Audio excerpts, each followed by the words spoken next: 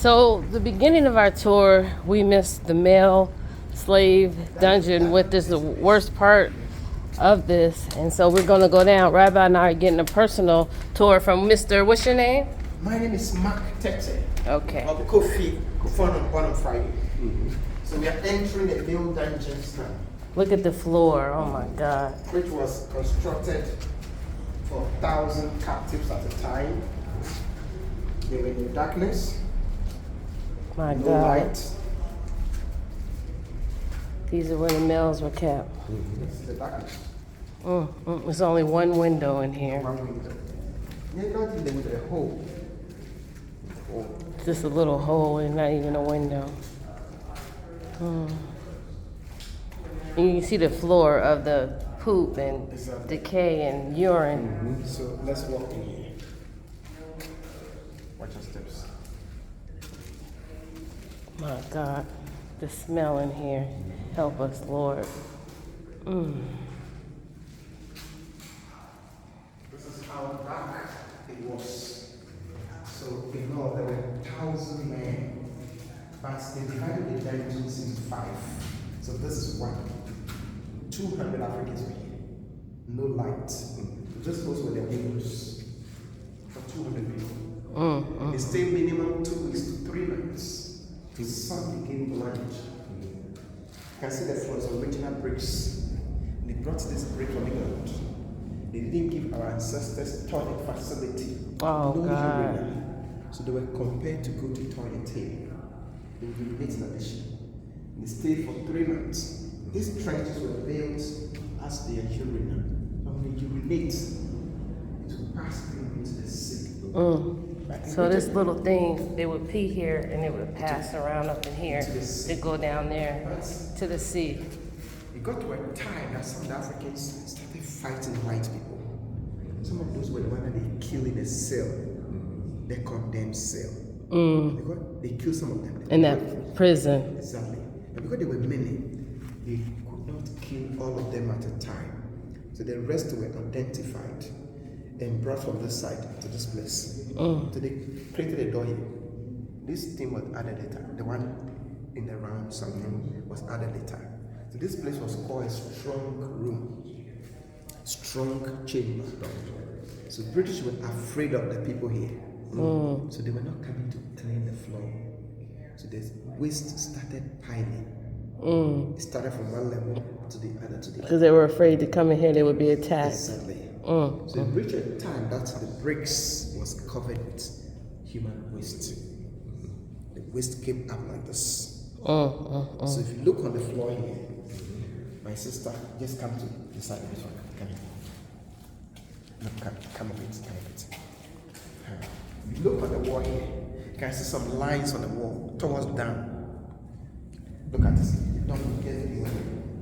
These lines, because they stopped cleaning this place, the waste came up to this height. From the bricks, reach the height of this. Reach this height. That's how far the waste went up. They marked it. The original bricks was buried.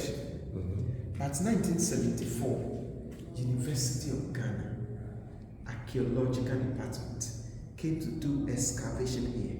Before they found these bricks, that was when they were there like that, 74. So if you were to visit this place before 1974, you would not see these bricks. You see solid waste. So they cleared all the waste and they left a portion, which is a solution. Sometimes it's going at Oh my God.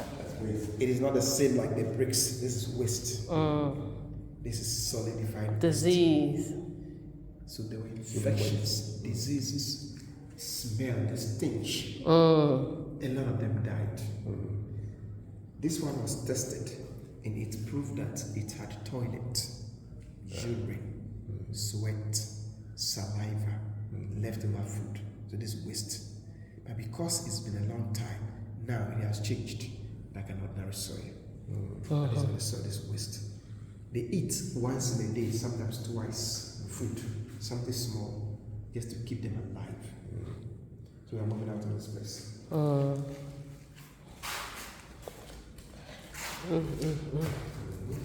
So this is where the urine would run through down into the water. So they built that in the floor.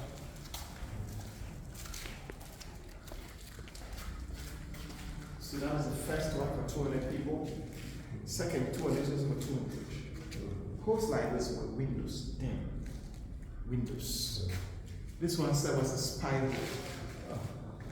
But on top of this dungeon, on top of us, British went to build a church. The church I talked about. Actually, just out of this place. It was Anglican church. Church of England.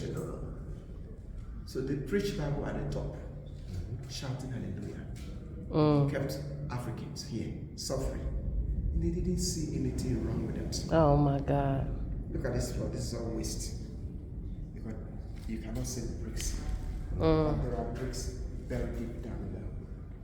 This is a urine tap. From there, into the sea. Let's get closer to this one. And they structured it in a slant so the water can run, the urine can run down. Another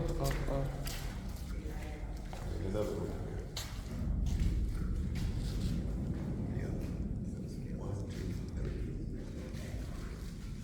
There's 4. 1, 2, 3, 4, with 200 in each. And then there's the 5th one for the 1,000. My God.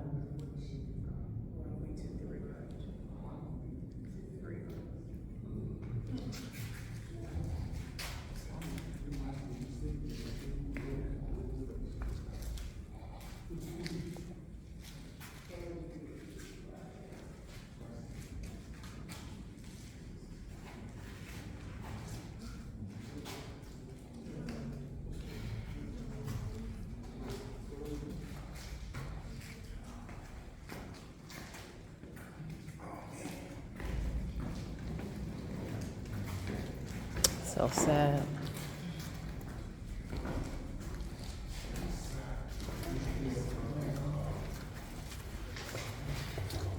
Here's the 5th one right here.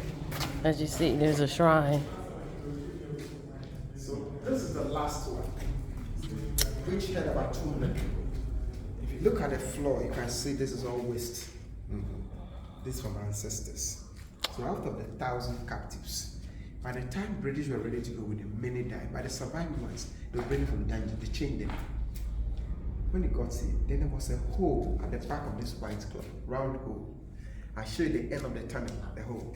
It started from here, all the way to the door of no return.